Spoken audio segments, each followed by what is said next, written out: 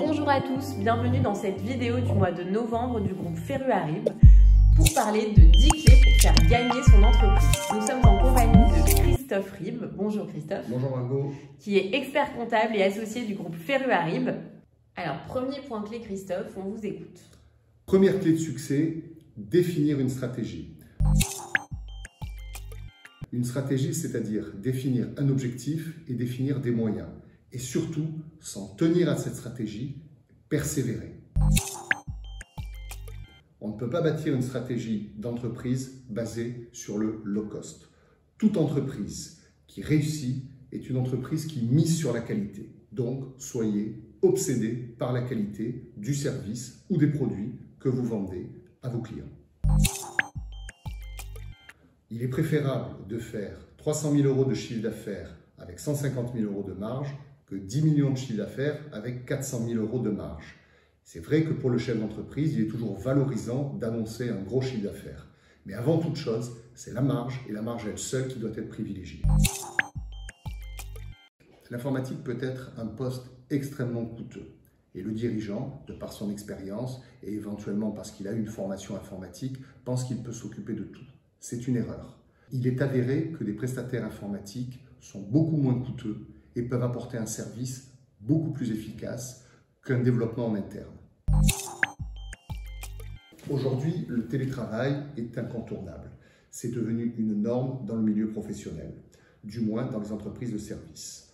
Mais le chef d'entreprise doit savoir l'utiliser à bon escient, ni trop, ni pas assez. Chacun devra réfléchir sur ce point et développer une stratégie. Toute entreprise dispose de budgets de formation. Elle doit savoir les utiliser pour ses collaborateurs. Un collaborateur ou une collaboratrice bien formée est un collaborateur ou une collaboratrice efficace. De plus, cette manne financière est souvent, par méconnaissance, non utilisée.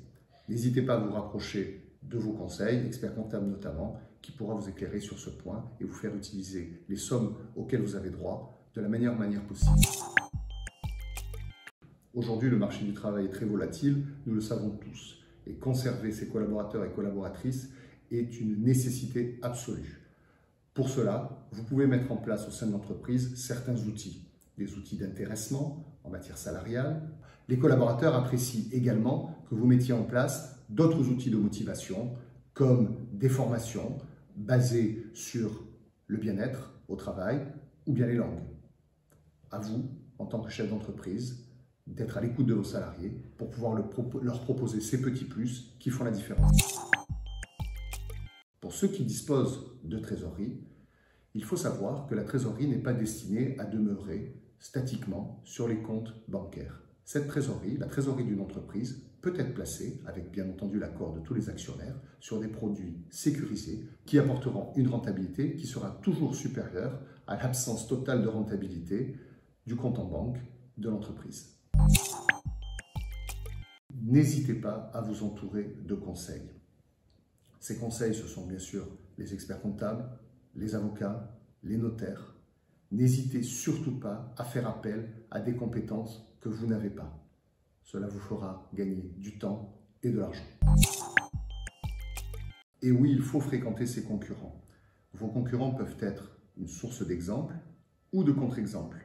Vous pouvez avec eux créer des synergies. Ils savent parfois faire des choses que vous ne savez pas. Et l'inverse, vous pourrez donc développer un volant d'affaires. Fréquenter vos concurrents vous fera sortir de votre zone de confort et vous permettra d'avancer.